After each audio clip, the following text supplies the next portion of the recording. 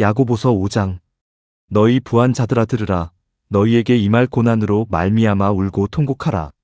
너희 재물은 썩었고 너희 옷은 좀 먹었으며 너희 금과 은은 녹이 쓸었으니 이 녹이 너희에게 증거가 되며 불같이 너희 살을 먹으리라. 너희가 말세에 재물을 쌓았도다. 보라, 너희 밭에서 추수한 품꾼에게 주지 아니한 삭시 소리 지르며 그 추수한 자의 우는 소리가 만군의 주의 귀에 들렸느니라. 너희가 땅에서 사치하고 방종하여 살육의 날에 너희 마음을 살찌게 하였도다. 너희는 의인을 정죄하고 죽였으나 그는 너희에게 대항하지 아니하였느니라. 그러므로 형제들아 주께서 강림하시기까지 길이 참으라. 보라, 농부가 땅에서 나는 귀한 열매를 바라고 길이 참아 이른 비와 늦은 비를 기다리나니 너희도 길이 참고 마음을 굳건하게 하라. 주의 강림이 가까우니라.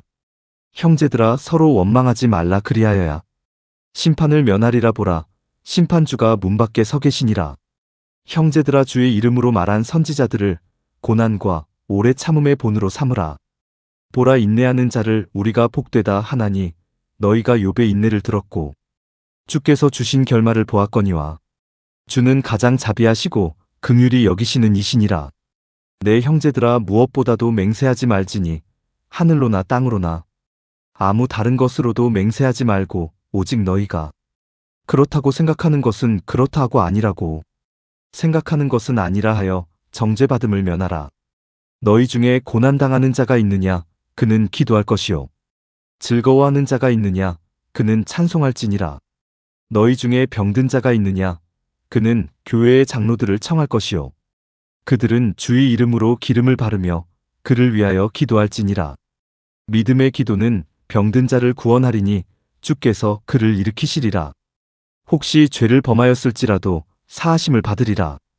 그러므로 너희 죄를 서로 고백하며 병이 낫기를 위하여 서로 기도하라. 의인의 간구는 역사하는 힘이 큼이니라. 엘리야는 우리와 성정이 같은 사람이로되 그가 비가 오지 않기를 간절히 기도한즉 3년 6개월 동안 땅에 비가 오지 아니하고 다시 기도하니 하늘이 비를 주고 땅이 열매를 맺었느니라. 내 형제들아, 너희 중에 미혹되어 진리를 떠난 자를 누가 돌아서게 하면 너희가 알 것은 죄인을 미혹된 길에서 돌아서게 하는 자가 그의 영혼을 사망에서 구원할 것이며 허다한 죄를 덮을 것임이라. 더 깊은 묵상. 야고보서 5장은 행함이 없는 믿음을 경고해온 야고보서의 결론이자 완성입니다. 야고보 사도는 마지막 장에서 우리 삶의 가장 실제적인 영역들을 다룹니다. 재물에 대한 태도, 부정하게 모은 부에 대한 경고, 고난 속에서의 오래 참음, 성도의 언어 생활, 그리고 기도의 능력에 대해 말씀합니다. 이 말씀은 오늘날을 살아가는 우리에게도 매우 날카로운 찔림과 깊은 도전을 줍니다. 가장 먼저 야고보 사도는 불의한 부자들을 향해 엄중히 경고합니다. 재물 자체가 죄는 아닙니다. 하지만 이 땅에서 영원히 살 것처럼 재물을 쌓아두고 품꾼의 삭슬 가로채며 사치하고 방종하는 것은 큰 죄입니다. 성도는 재물의 주인이 하나님이심을 인정하는 사람입니다. 내게 주신 물질을 나만을 위해 쌓아두는 것이 아니라 이웃을 향해 흘려보내는 것이 참된 믿음의 증거입니다. 이어서 사도는 고난받는 성도들을 향해 인내를 권면합니다. 농부가 땅에서 나는 귀한 열매를 바라고 이른 비와 늦은 비를 길이 참으며 기다리는 것처럼 참으라고 하십니다. 우리 삶에 고난과 억울함이 찾아올 때 우리는 쉽게 낙심합니다. 내 힘으로 상황을 바꾸어 보려고 조급해하기도 합니다. 그러나 성도의 참된 인내는 막연한 버팀이 아닙니다. 다시 오실 주님을 바라보는 소망의 인내입니다. 심판주가 되시는 주님께서 이미 문 밖에 서 계시기 때문입니다.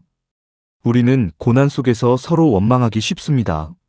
내가 힘들면 가까운 사람에게 상처를 주기도 합니다.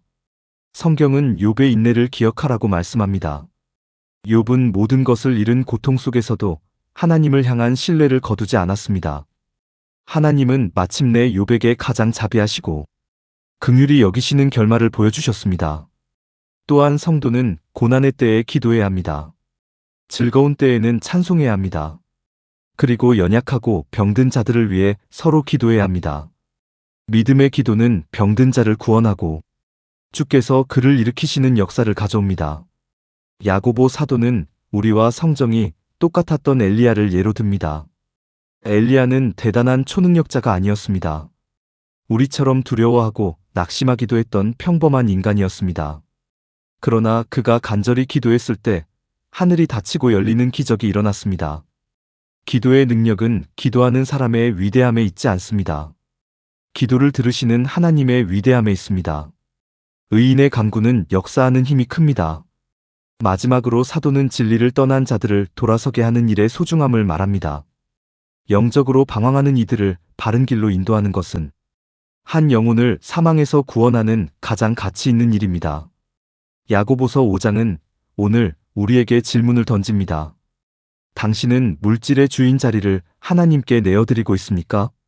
고난의 밤을 보낼 때 조급함 대신 주님의 타이밍을 기다리고 있습니까?